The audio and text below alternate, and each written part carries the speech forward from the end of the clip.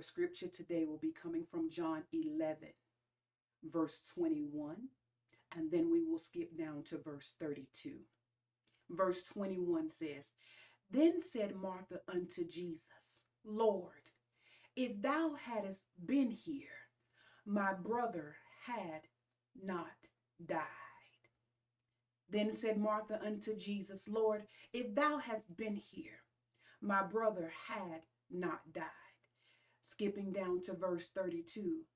Then when Mary was come where Jesus was and saw him, she fell down at his feet, saying unto him, Lord, if thou hadst been here, my brother had not died. So in verse 21, Martha was telling Jesus, and these two are sisters. Martha is telling Jesus that if he had not been there, if he would have been there, if he would have been there, then their brother Lazarus would not have died. Then in verse 32, Mary, she begins to say the same thing to Jesus. Lord, if thou hadst been here, my brother had not died. And if I could use for a message subject today, it would be entitled Fashionably Late. Fashionably Late. And there's this event that they have every year, and the event is called Meet the Gala or Meet the Gala. And it's an event that's held every year, and it's the first Monday in May of every year. This event is hosted by Vogue. The event starts, it started this past year around 6 p.m. Eastern Standard Time, which would be 4 o'clock Mountain Standard Time where I am. And one of the particular celebrity attendees of this event this year, they did not arrive until after 9 p.m. They were over 3 hours late for the event. But it was one thing that's notable. They did come in fashion. They did come in fashion. They were over 3 hours late, but they came in fashion. So they were definitely considered fashionably late. And the definition of fashionably late is deliberately arriving after, come on here, an event has started in efforts to prove one's social status or their importance. The definition of being fashionably late is you deliberately arrive late so they can see not only what you have on, but they will get some sense that you are of an importance. That I don't know if you had business meeting, I don't know if you had phone calls or you had contracts that you had to finish up a day before or a couple of hours before the event started, but nevertheless, you show up late on purpose. Come on here. You show up late on purpose because what you're trying to do is prove that you have social significance, that your social status is one of importance. So the later you are, the more important that you are presumed or believed to be. So if you're super late, that means you're super important. Come on here. And if you arrive early, that means that you might not have so much going on. So therefore, a lot of celebrities will take that time to make sure that they are fashionably late because they are trying to put emphasis on the fact of how important they are.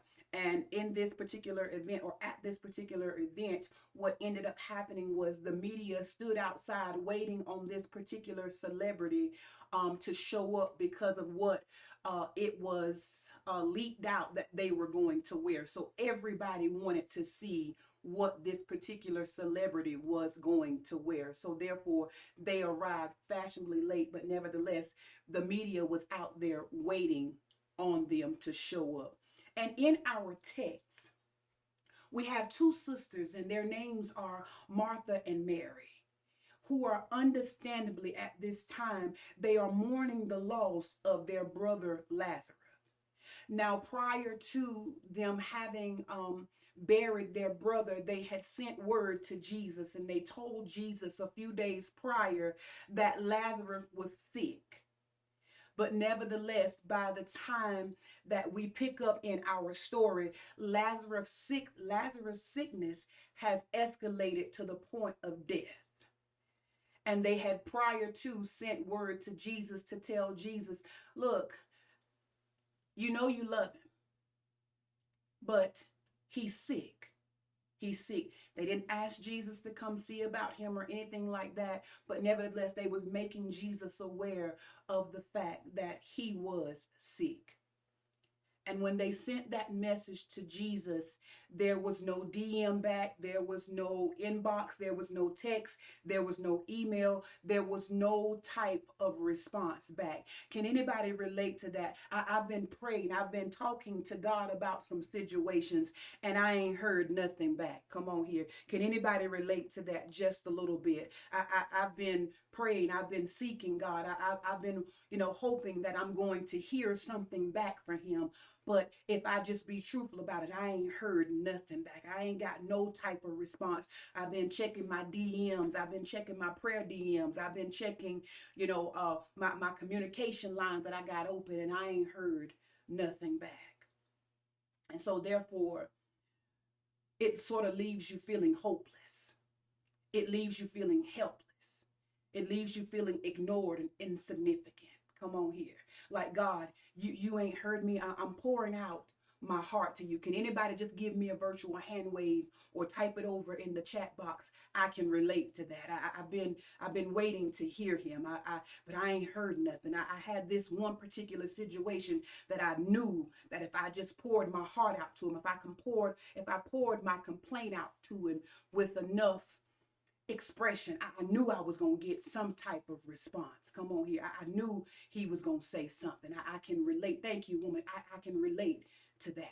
So I can only imagine how these sisters have failed. And if we just be honest about it, y'all know how we get sometimes when we feel like someone is ignoring us. Y'all know how we do. They don't got to worry about me no more. I'm done. Come on, I'm done. They ain't got to worry about me. I'm out. Or if that's not the case, then y'all know how we do. We get on our social medias and our status for that day will change. And y'all know how we do. We talk and we communicate with emojis in this day and time. So therefore we have the bulging eyes emojis or the looking emojis, and our words will go a little something like this with the emoji when you're really looking for someone or when you really need someone. The emoji represents I'm looking for them, but I can't find them. Come on here. Can anybody relate to that? I'm looking for them, but I can't find them. I've been talking to him, but I ain't heard nothing. I ain't got no type of response back. Ain't got no type of response back. I've been praying and I've been asking him to deal with this situation. And when I first started praying to him, the situation was in one state. But by the time that everything happened, it was in a much worse state than what it was when I initially sent the word to him of what was going on. Come on here. But what the sisters did not know was the fact that Jesus knew about Lazarus' worst state and condition. He knew about it. I just need for somebody to get excited right there, because even though, watch this, even though he hadn't responded back to him, Jesus made it known, maybe not to them at that particular point in time, but he made it known that he knew about what was going on. Matter of fact, he wasn't making it known that he knew about what Lazarus' position was. He made it known that he knew what Lazarus' position is. To the point that Jesus is having a conversation with his disciples. Come on here. And in this conversation, Jesus is basically telling his disciples, you got to watch what Jesus is saying. Jesus is telling his disciples, Jesus said, he just sleep. He just sleep. They first sent word to tell Jesus that Lazarus was sick. And Jesus did not respond. But by the time this conversation with the disciples take place, Jesus said he's sick. He's sleep. I'm sorry. He said he's sleep. He's sleep. He's sleep.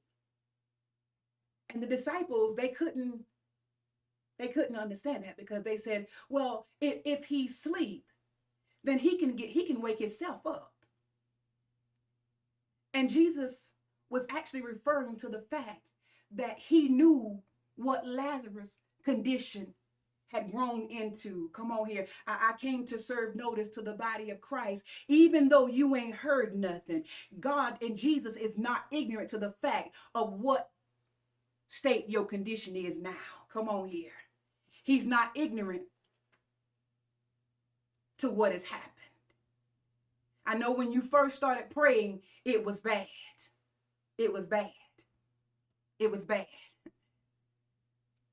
And sometimes, have you ever had a situation that grew from bad to worse? Come on here.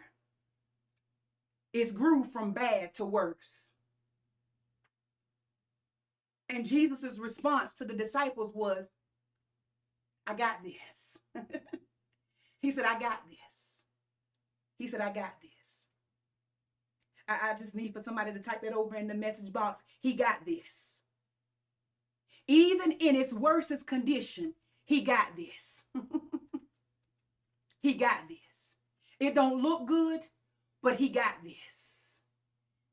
It's done got worse, but he got this. I ain't even heard no type of response from him, but he got this. I'm wondering if he gonna come through, but he got this. Come on here. I'm wondering how this is all going to pan out, but he got this.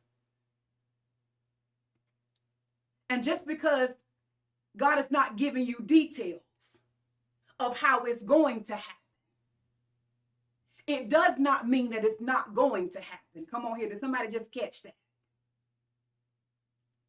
Just because God is not giving you the details. Ooh, come on here. Because that's really the part that's got us messed up anyway. Come on here. The part that's really got me messed up is the fact that I don't even know. He ain't said nothing. And now I'm sitting here wondering, is he? And not only am I wondering, is he? I'm wondering, how is he? Come on here. Because I ain't heard nothing. I ain't heard nothing. But Jesus did not see. You got to watch, and it would behoove us, and it would be beneficial to us to watch how Jesus saw Lazarus at his worstest condition. Come on here, because in Lazarus' worstest condition, because the one thing that you got to understand about being dead, when you're dead, you can't produce nothing. Come on here. Is anybody in a state where I'm trying, I'm not naturally dead, but I'm trying and I just can't produce nothing? Come on here. I'm praying, I'm fasting, I'm seeking God, but I just can't produce nothing. I'm trying. And the more I try, I just can't produce nothing. In Lazarus' state of being non-productive, being dead, Jesus said, he sleep. Oh God. I stopped by to tell some of y'all that even in your worstest condition, you ain't dead. Did somebody catch that? You're not dead. It might feel like it.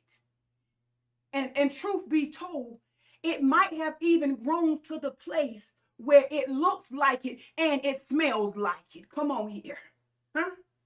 It might look like it and smell like it.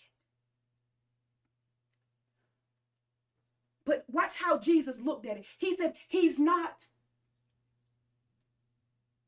dead. He said he's asleep. And it puzzled the disciples that Jesus would refer to Lazarus as being asleep. Because when Jesus made that reference, he was not making, come on here, he was not making the reference to Lazarus' condition based upon what Lazarus could do. Come on. But he was making the statement based upon what he knew that he was going to do. Come on here. And some of us need to flip the script and start telling a different story about our dead situation. Because I'm not going to narrate this story based upon what I can do, but I'm going to start narrating this story based upon what I know that God can do. Come on here. Oh, God. Based upon what I know that God can do. So Jesus not only saw it differently, but he spoke about it differently. Come on here. I just want to ask some of y'all some questions about your situation. How do you see it? Because how you see it will determine how you narrate it. Come on here. What are you saying about your stuff? What are you saying about your stuff? And the point that I would like to put emphasis on is that Jesus knew. He knew that in Lazarus, without him could nothing be done. So he started to narrate Lazarus' condition based upon his power. Come on here. Are you narrating? I know what you see. And guess what? It is dead. For some of us, it's in the condition of dead. But are you narrating it based upon how God said it, how you see it, and how it will be? Woo.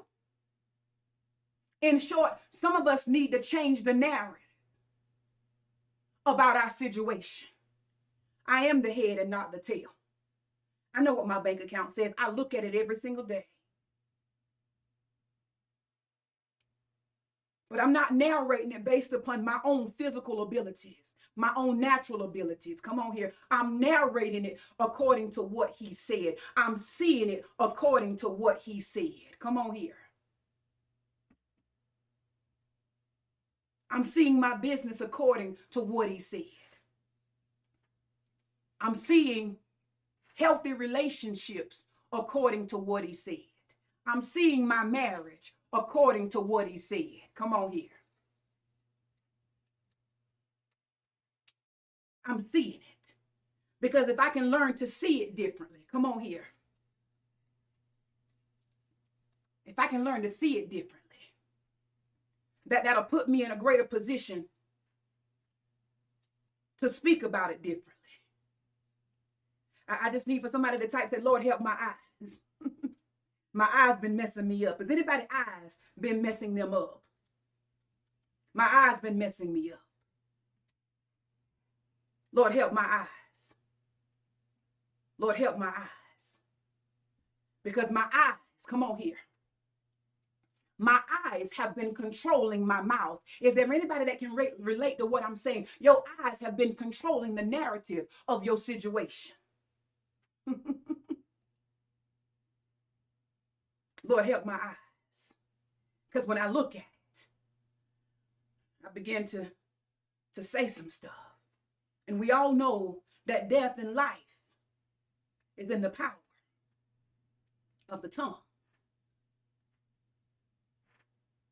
And Jesus, he's telling the disciples, he said, he's telling the disciples that Lazarus is sleeping, and they're not completely understanding what he's saying. So much to the point that Jesus just finally, he said, let's go. Let's go. We going. We going. We going. I'm going to see about Lazarus. But not only did Jesus say in verse 15, he didn't say, I'm just going to where he is. He said, I'm going with purpose. Come on here. I'm going with purpose. I'm going unto him to bring him to the condition that I said he would be in. I'm going with purpose. And Jesus gets there. And when he gets there, he's met by Martha. And we, in verse 21, we get a glimpse of how Martha might be feeling. Because in 21, the verse we read in your hearing, it says, then Martha said unto Jesus, Lord, if thou hadst been here, my brother had not died.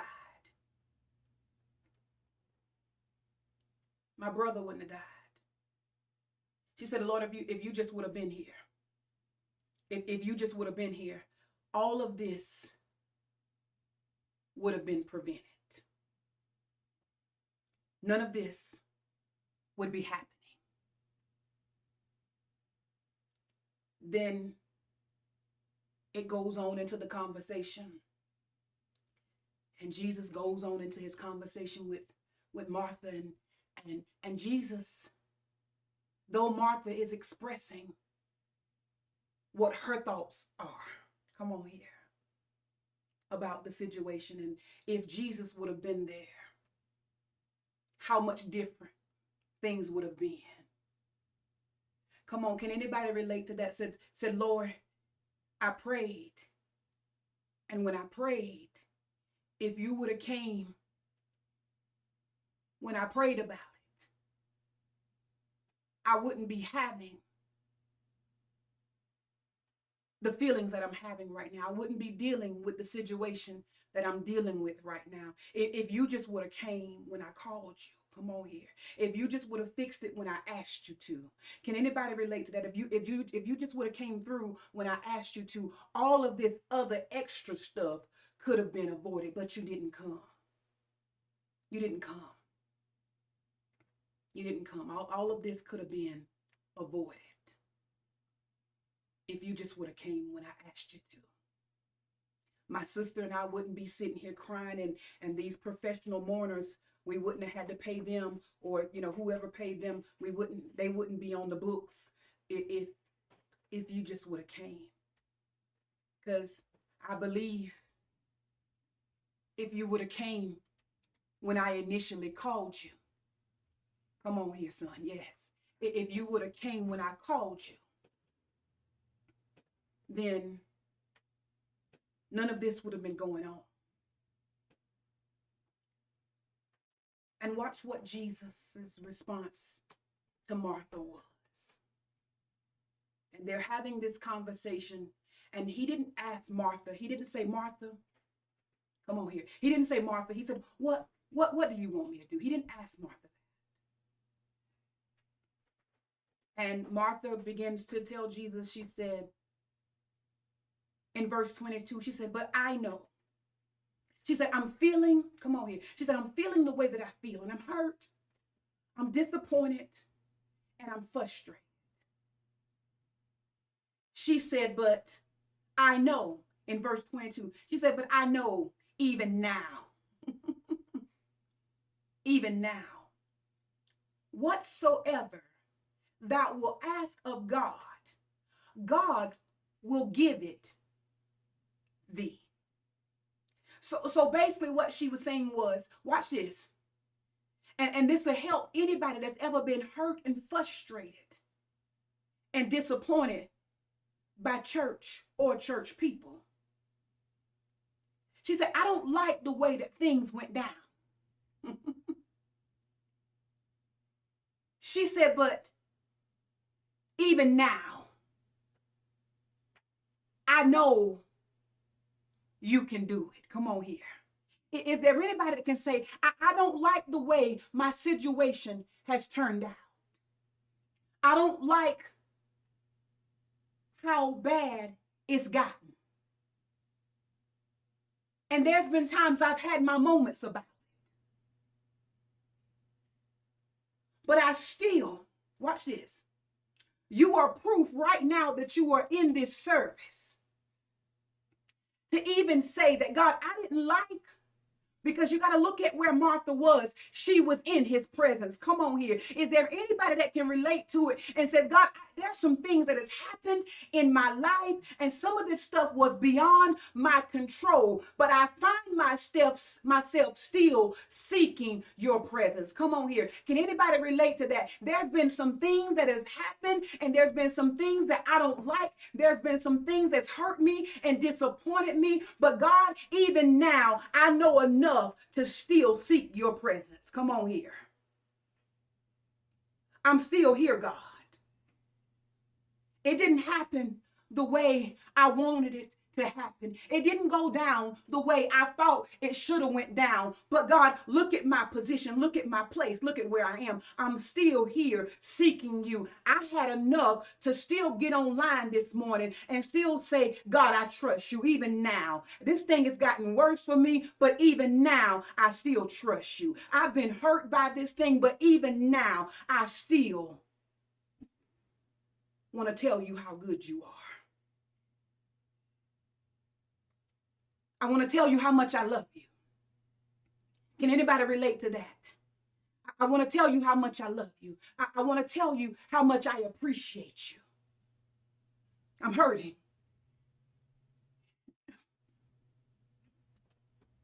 My brother's gone. But I'm still here to say thank you. I'm still here to say I trust you. I'm still here to say I believe you.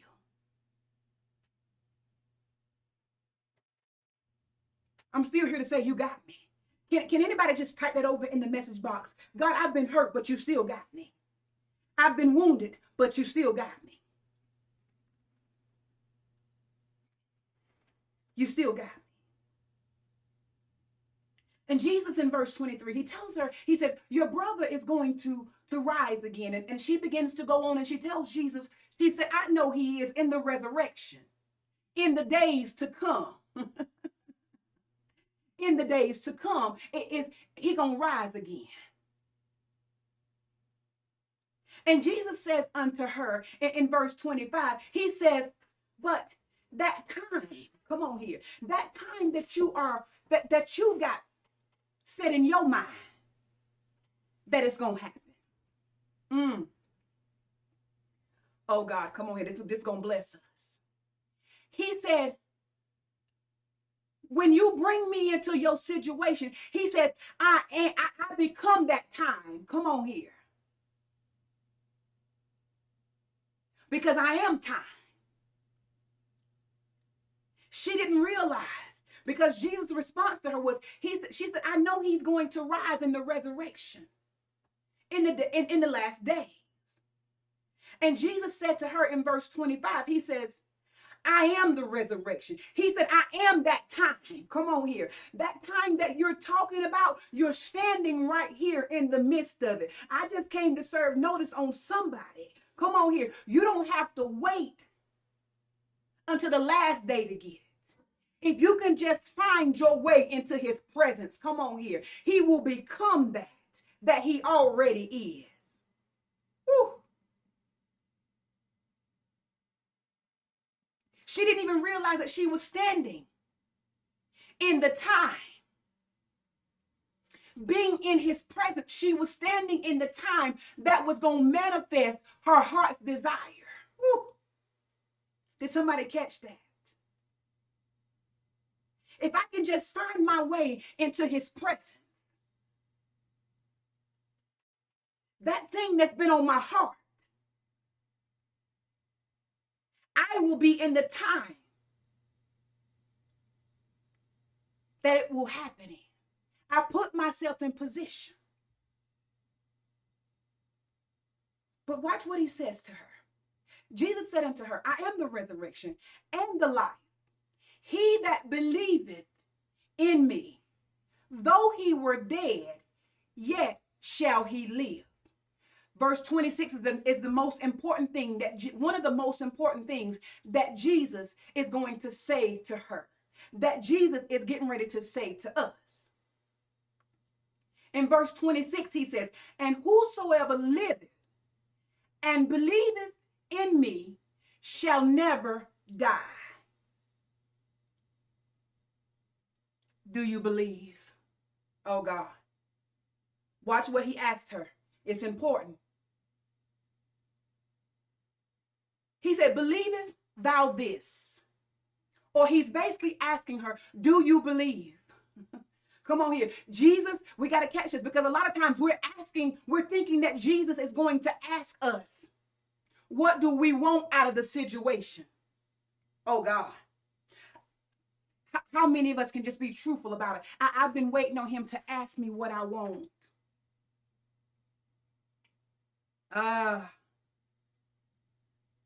But Jesus did not ask her what she wanted.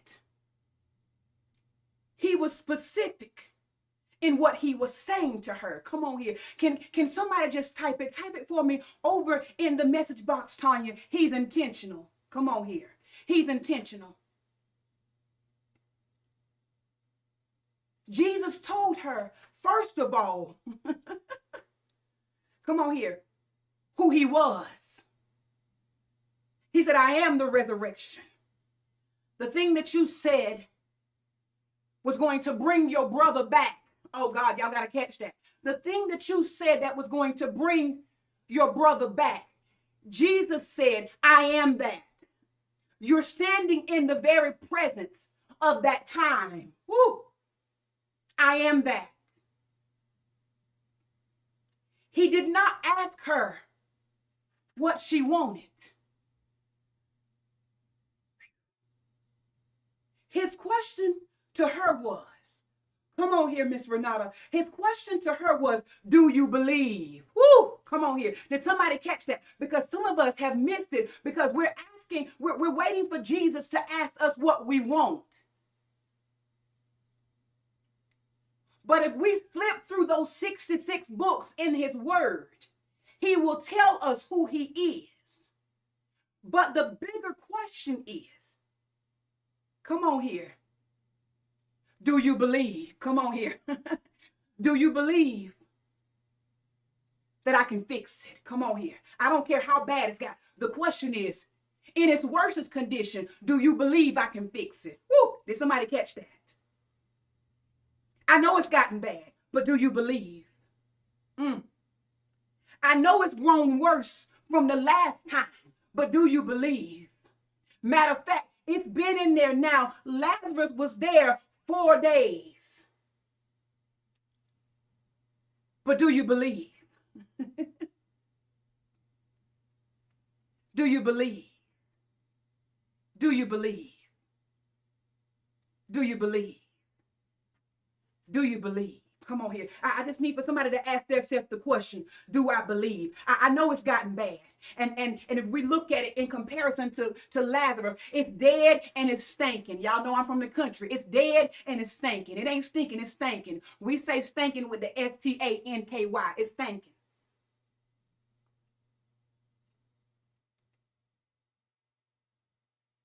And in the natural sense, there's no coming back from this. And Jesus didn't ask her. He didn't say, do you want your brother to be healed? He said, I am that thing that you want. Come on here. That thing that you're looking for. Oh, did y'all catch that? The thing that you're looking for. He said, do you believe that I'm it? Do you believe that I'm it? Do you believe that I'm the fixer? Do you believe that I'm the healer?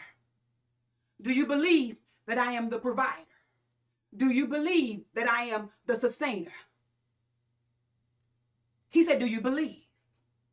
That was one of the most important questions that he interjected in this whole conversation. He said, do you believe? Come on here. If we would just take a minute to look at our situation. I mean, really look at it, the reality of it. Look at, even I want you right now to look at the impossibility of it. Come on here. And for some of us, if we just be a little bit more in depth with it. Just smell it. It don't even smell good. Huh? It don't even smell good. It don't even smell good. So I have all of these range of emotions going through me. My eyes is telling me what I see. And because of what I see, my feelings are in an uproar. My senses are clearly detecting what's going on. My nose is telling me it's stinking. My eyes are telling me that there's no way out. It's dead. It's done. My nose is telling me that it's stinking.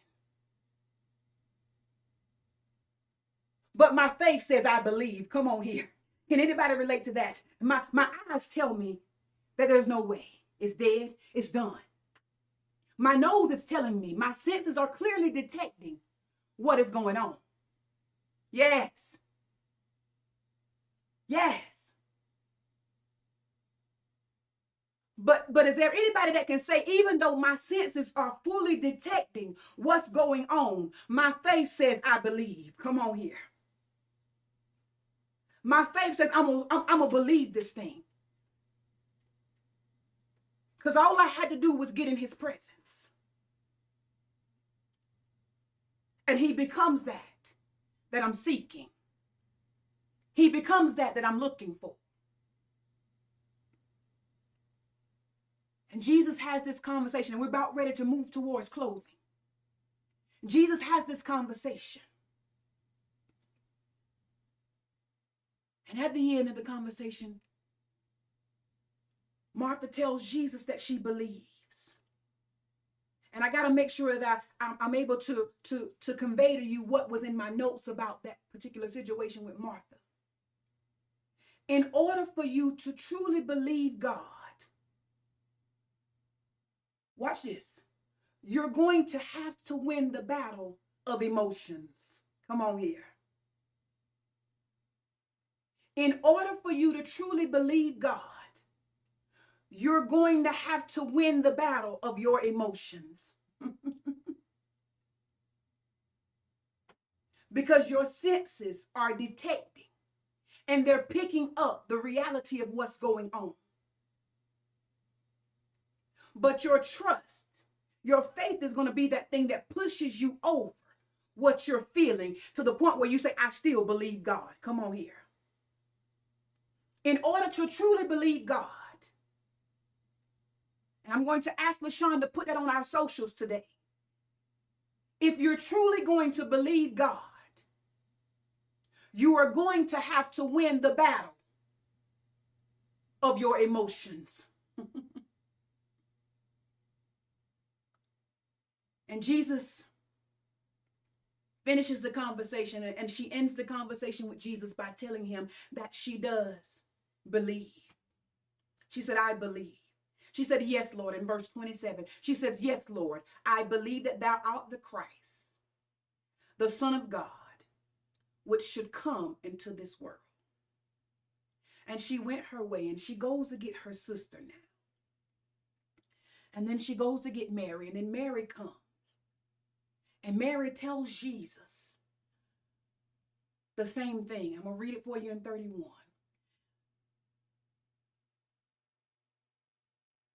The Jews then which were with her in the house, talking about Mary, and comforted her when they saw Mary, that she rose up hastily and went out, followed her, saying, she goeth unto the graves to weep there. 32. Then when Mary was come where Jesus was, she saw him and fell at his feet, saying unto him, Lord, don't this sound familiar? Lord, if thou hadst been there, my brother had not died. Mary now says the same thing that Martha has said. If I can just be truthful and honest with you right here on this part, that sort of indicates that they both have had conversations. Come on here. And what I want to what I want to interject here and hopefully empower you with is that when you know that somebody's situation is just as bad as yours, you got to be careful at how you have conversation with them. Come on here. Oh God. Be careful at who you have conversation with when you're dealing with life's issues. Because if you're not careful, your talk will become their talk. Their talk will become your talk. Because what has happened is the commonality of your pain and your suffering will become the topic of conversation. So be careful at who you converse with when you're dealing with certain issues of life. Women, if you're mad at your husband, be careful when you're talking to a bitter woman about a man. Come on here. Be careful. If you're talking to someone, if you know that you're having financial troubles, be careful at who you talk to, who's also having worse of financial troubles than you.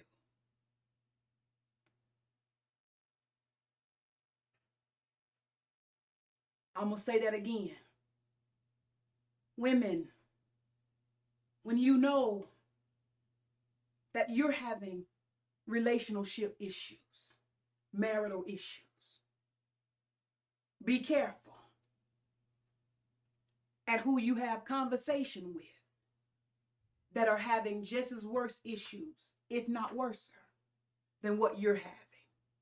Because what you don't want to do, you don't want to pick up their conversation and bring it to your house. Come on here.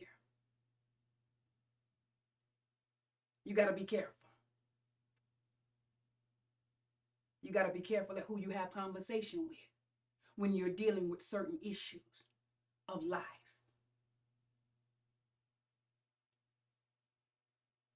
But she makes her expression to Jesus. And Jesus begins to tell her, come on here. He tells her, he says, I'm going to fix this. I'm paraphrasing in short. He tells her, I'm going to fix it. I'm going to fix it.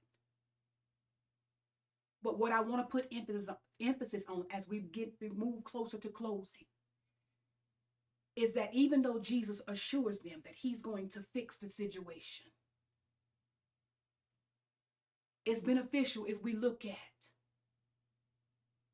how the situation also made Jesus feel. Because in verse 35, it says Jesus wept. And if you read the scriptures above that, it tells you why he wept. He wept because, watch this, for anybody that feels like Jesus does not care about the things that's going on with you, he does.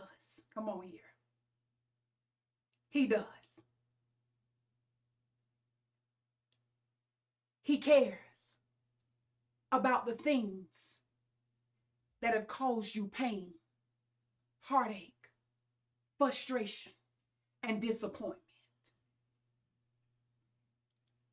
He cares about those things. Jesus did not come when they wanted him to. And in modern day times, some would say that he was fashionably late. And to some degree, I will agree with them if I looked at it from the natural sense. But remember the definition that we gave of being fashionably late. You intently arrive after the event has started because you have something, come on here, to prove. Oh my. And Jesus arrived fashionably late in their sense. Because yes, he did have something to prove. And for those of us who have been keeping watch on time, to say he's late,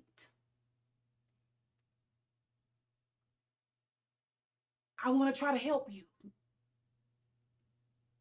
get your focus off the time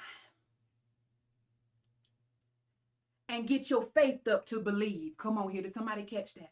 I want to get your focus off the time so we can get your faith up to believe. Come on here, because that was the only question that Jesus asked Martha. Do you believe? He was strategic. Watch this. He was strategic in the time that he had already decided he was going to show up. Did somebody catch that? God has already planned the time that he's going to come and show himself in your situation. Yes, you think it's too late. Yes, you think it's dead. Yes, and you even smell the odor coming from it because it's then grew to that state of decay. But he said, I know the time. I know the time that I have set that I'm coming for it. I don't want you to be so focused on the time, more so than you are getting your faith up, because your faith is what's going to partner with me to see manifestation. Come on here. Your faith is what's going to partner with me in order for you to get manifestation.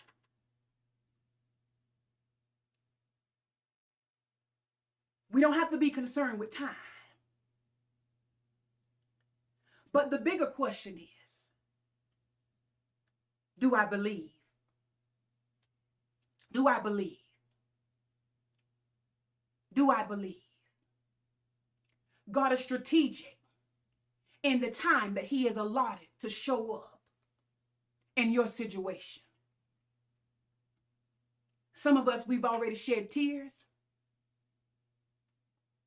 We've already had the funeral for it. Come on here. I know what I'm hearing the Spirit say. Some of us have already cried tears. We didn't have the funeral for it. But now get ready for the resurrection of it. Come on here. Get ready for the resurrection of it. Get ready for the resurrection of it. Put away your mourning towel. Take off your mourning clothes. Put on your celebratory clothes. And as we call it, put on your Sunday's best. Get you some balloons. Get you some confetti and some sparkling cider. Because as you obey God, the thing that you thought was dead, that you thought was to the point of no return, that you thought wasn't going to ever get better, you're getting ready to celebrate.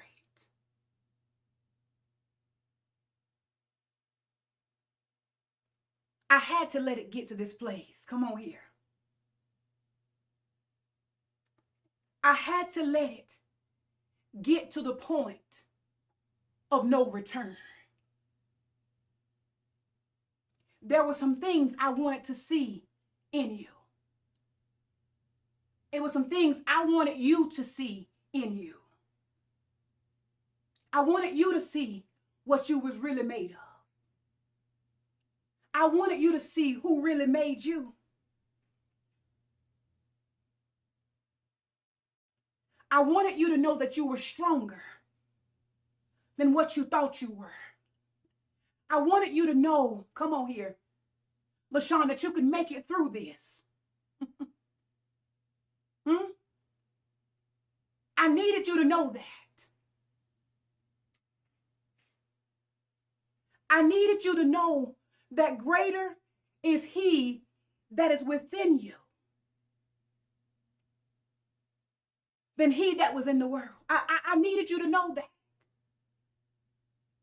I knew that it hurted you. I knew it disappointed you. I knew you thought you couldn't live another day.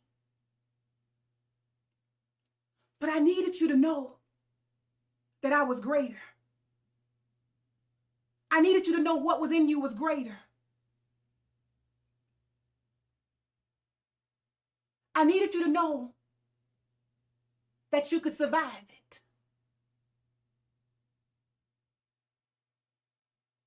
All I asked was, do you believe? Do you believe? Because if you believe, I'm not talking about just having a thought. I'm talking about the kind of belief that produces a lifestyle of servitude. That's the proof that you believe. Come on here, people of God. It's not just what you think that determines what you believe. It's what you live that proves what you believe.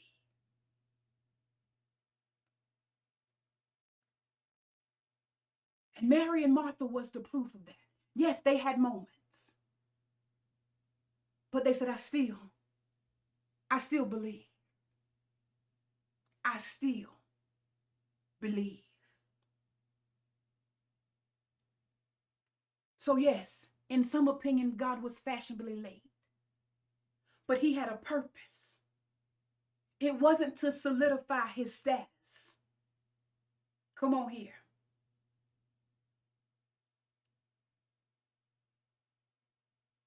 But it was to prove your faith and your trust. Oh, did somebody catch that? God didn't delay. His delay did not mean that he was denying you. His delay positioned you for elevation. Come on here. Because when you made up your mind, God, I still trust you. I still believe you. He said, no, she didn't. No, he didn't. Let's go. We're going to raise this thing up. Because they believe. His delay in your situation, in my closing, his delay in your situation, it was intentional. And it was for a purpose. The bigger question is, do you believe?